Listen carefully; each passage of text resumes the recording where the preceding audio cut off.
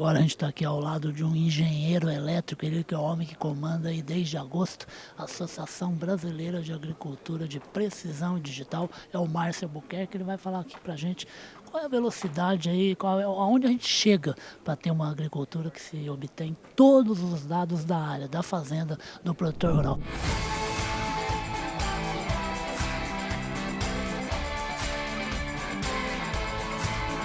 Em primeiro lugar, bem-vindo aqui à plataforma AgroRevenda, tá, Márcio? Muito obrigado pelo convite. Essa corrida aí, rapaz, é uma corrida que tem fim, não tem fim? Em que estágio a gente está aqui no Brasil?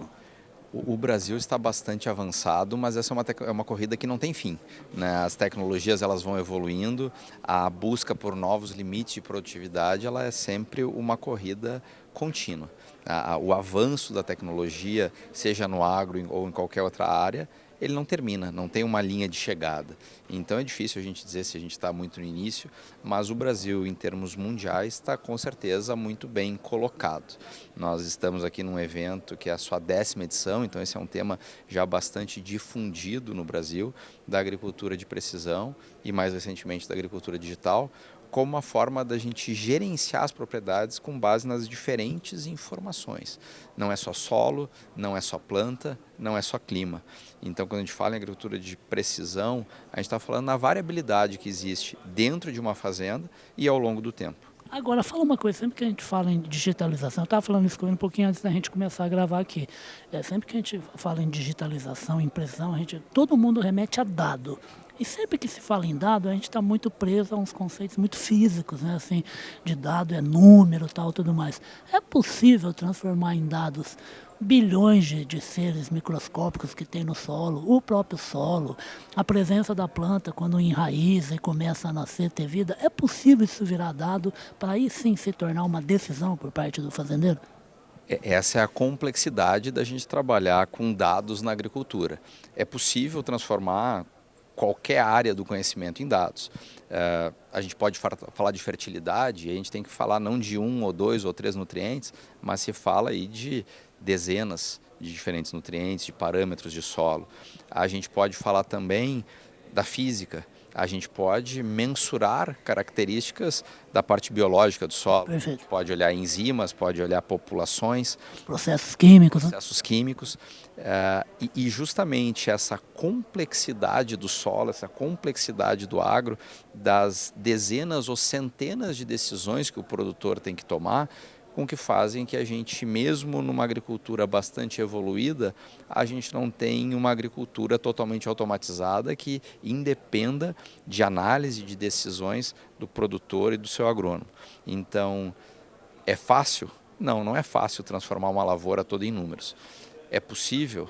É, mas é um passo de cada vez. Então, acho que é importante cada produtor entender em que etapa desse processo ele está, né? Às vezes a gente fala com um produtor que se tu perguntar qual foi a semente que ele usou há 2 anos, ele não sabe te dizer. É um insumo básico. Não pode, né? A semente. Mas tem outros que vão te saber dar dados a cada hectare de dezenas de parâmetros do solo, né? Então, entender qual o próximo passo é importante. Não dá para o produtor que não faz nada baseado em dados, querer em 1 ou 2 anos achar que vai estar com a fazenda toda ela conhecendo metro por metro. Mas também não dá para não começar esse processo, porque isso é um caminho sem volta. Uma comparação que muitas vezes a gente faz é o que foi a adoção do plantio direto no Brasil. Há algumas décadas eram alguns poucos que faziam plantio direto. Hoje o plantio direto, na grande maioria do Brasil, é o convencional, né? Em algum momento se começou, não foi fácil, mas hoje a gente é referência mundial em plantio direto. Em agricultura de precisão, agricultura digital é a mesma coisa, é um processo que ele precisa ser iniciado e ano a ano vai sendo aprimorado. É por isso, você me corrige se eu falar bobagem, é por isso que você reforça que o avanço tecnológico, a transformação de uma agricultura numa área, numa lavoura, numa agricultura de precisão, ele independe de altos investimentos, do tamanho da propriedade, do tanto de mecanização que tem na propriedade, e sim de ter gestão sobre os dados, de ir atrás dos dados, mesmo que seja uma pequeniníssima área, e fazer tomar a melhor decisão com base nesses dados. Com certeza, acho que o conceito de trabalhar com dados ele independe do tamanho.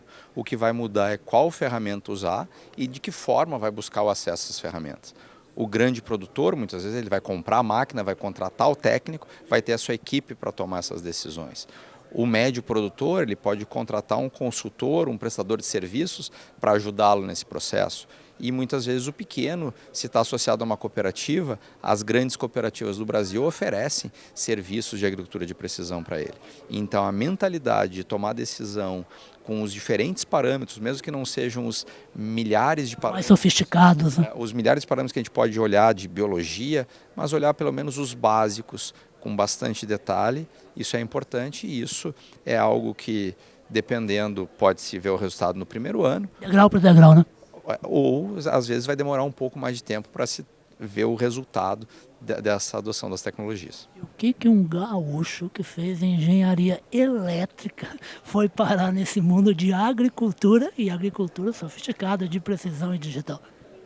Nós fomos um dos pioneiros do que se chama hoje de AgTech, né? Então, nós fomos uma startup AgTech. Você abriu uma empresa, então. Abrimos uma empresa há quase 20 anos, né? Quando não se falava tanto em tecnologia no agro, nós vimos uma oportunidade nesse Brasil que tem essa vocação agrícola justamente de trazer a tecnologia que em outras áreas urbanas do Brasil já se usa tanto para o agro, e isso a gente vem disseminando essa tecnologia pelo Brasil e pelo mundo. Para terminar, você passou a comandar a associação em agosto, né, desse ano, né? E você tem 2 anos de trabalho pela frente. O que você quer marcar nesses 2 anos aí de comando da associação?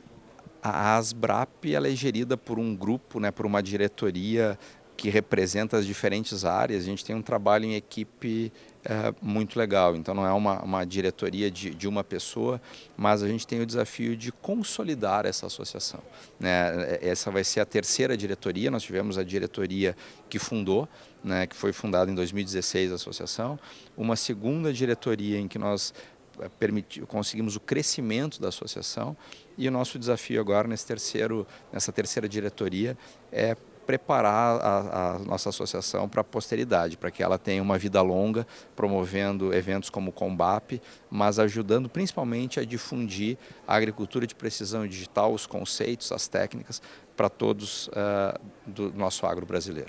Eu acho que eles vão vencer esses desafios aí, viu? Porque é o seguinte, era para ter o evento, esse evento que está sendo realizado aqui em Ribeirão Preto, era para ter sido lá no sul, lá na Porto Alegre, lá do Márcio aqui, e por causa daquela tragédia climática que teve em abril e maio, ele teve que ser feito, elaborado e planejado às pressas para acontecer ainda no mesmo ano, né, rapaz? Foi uma vitória de vocês erguer um evento em tão pouco tempo, né? Com certeza, foi um desafio importante aí que nós enfrentamos ao longo desse ano, era um desafio que nós não gostaríamos de ter enfrentado. Claro. Mas eu acho que a gente está com um evento aqui em pé, com participação, com mais de 500 pessoas, com mais de 20 empresas expondo, é sem dúvida uma demonstração da força dessa nossa comunidade da agricultura de precisão digital no Brasil. Obrigado e sucesso pelo evento aqui. Muito obrigado pelo convite. Esse aí é o Márcio Albuquerque, o homem que preside a Associação Brasileira de Agricultura de precisão e digital, falando direto de Ribeirão Preto, desse encontro aqui, como ele mesmo já falou, maravilhoso aí, fazendo com que cada vez mais a fazenda brasileira se preocupe com produtividade crescente, com eficiência, gestão, que o Márcio aqui falou, não pode deixar de ter, independentemente da sua atividade, qual é a cultura que você tem, não pode deixar de ir atrás de dados para tomar a melhor decisão possível e assim colaborar bastante com a produção de alimentos e produtos que levam conforto, higiene e saúde para mais de 1 bilhão de pessoas no mundo.